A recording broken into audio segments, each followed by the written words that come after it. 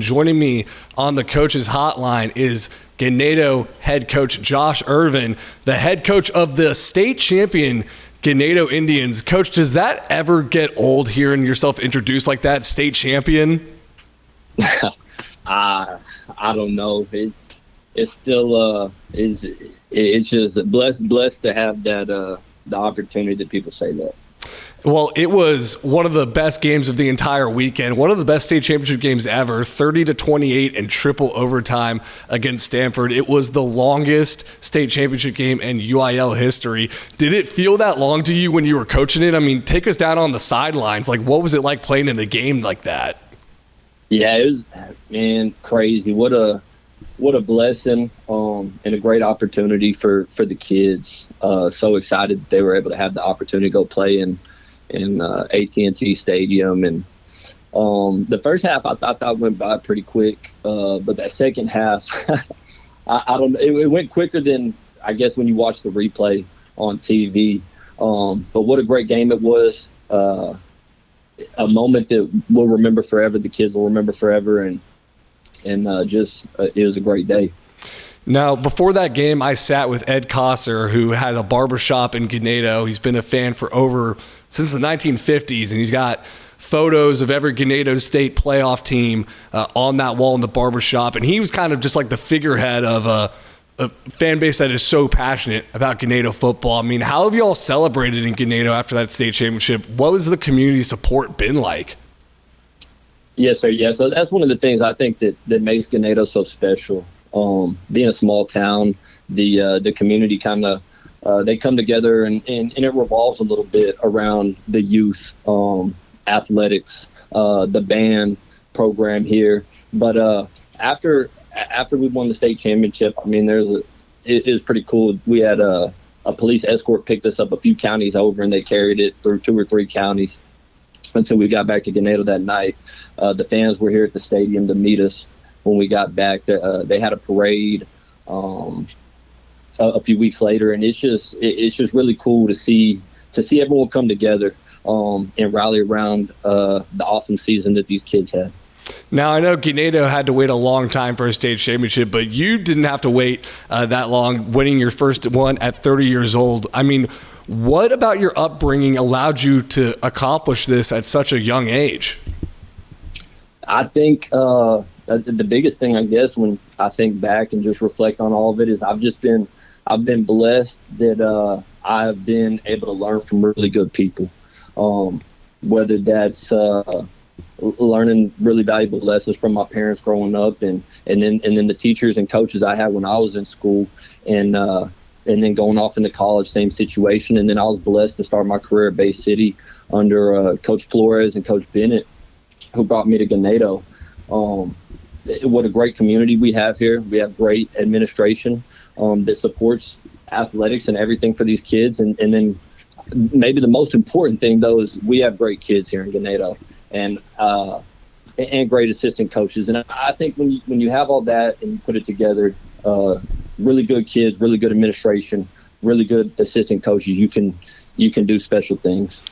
Yeah, I mean, you're a Bay City guy, and I talked to Coach Brennan before, and he said you thought you were going to stay at Bay City. You're a graduate of there. You coached there. You got your start under Coach Brennan. And once you got to Ganado, you didn't know how long you were going to be there. Now you've got a wife and kids, and you're raising a family in Ganado. Like, how has that community opened its arms up to you?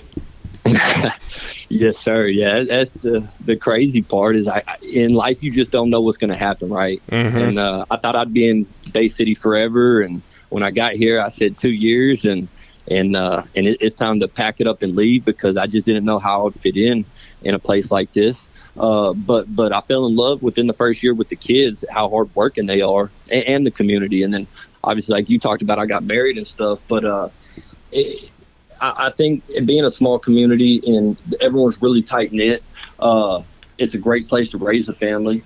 I'm blessed to be in a situation like this right now. So I know Dave Campbell's ranked y'all number 1 last year in the preseason. You go wire to wire as the number 1 team. How were y'all able to do that? And does that give you confidence for next year, knowing that, hey, we've handled success and public praise before and went out and did our job? It definitely is the first time since we've been here that Ganado's been preseason ranked number 1, and there was a lot of talk before the season, and we were just ready to get the season started last year. But I think a big part of the future is finally being able to make a state championship, and obviously not only that, but being able to win it. But just showing the future generations of kids to come through Ganado that, hey, it's happened once, it can happen again. And I feel like the kids have been working that much harder this off season, the younger ones coming up, because they see what it's like. And I think they're excited for the future. I'm excited for the future. I think Ganado has a really bright future. And Coach, what's getting you so excited for the future? I got to go full disclosure here. We ranked y'all number 1 preseason last year, but I did a ranking of the most likely state champions to repeat. We put y'all at number 7 just because you lose a lot from that state championship team. But I know you're super excited about the future. Who are some of those guys that have really shown you something this offseason, or even in the season, they're going to be contributors next year? Yes, sir. So our running back, number 2, Logan Burrish. He was only a sophomore. He'll be back. He's done some really special things already, and he's only going to keep getting better. We return number 7 receiver Austin Pena, just a great kid. He ran great yesterday at the track meet. We had our first day of the district track meet, and so I know he's going to have a great senior season next year. Our next quarterback, he's a freshman right now. He actually got to play the first 3 games of the season due to an injury from our quarterback last year. And so just the way he started the season, I thought he got better every single week and played really well for a freshman getting thrown in. And so we're excited to see how he continues to progress. And then we had a really good 8th grade group last year. They went undefeated, and just a good all-around group of kids, and them coming in as freshmen next year. I'm excited to see how some of them do. But I think we have a really good group. They're going to be young. And I think that's, I don't know, part of what excites me is you get to see a new group of kids, and kind of how they progress and improve throughout the season. And so we'll see what happens, but we're excited. And Josh, we're excited to watch Ganado next year too. Josh Ervin, Ganado head coach, a name Texas high school football fans are plenty familiar with right now, but they're going to do great things at Ganado in the upcoming years too. Josh, thank you so much for joining us on Texas Football Today. Yes, sir. Thank you. Have a great day. There he goes. Josh Ervin, Ganado head coach, the new state champions in Class 2A.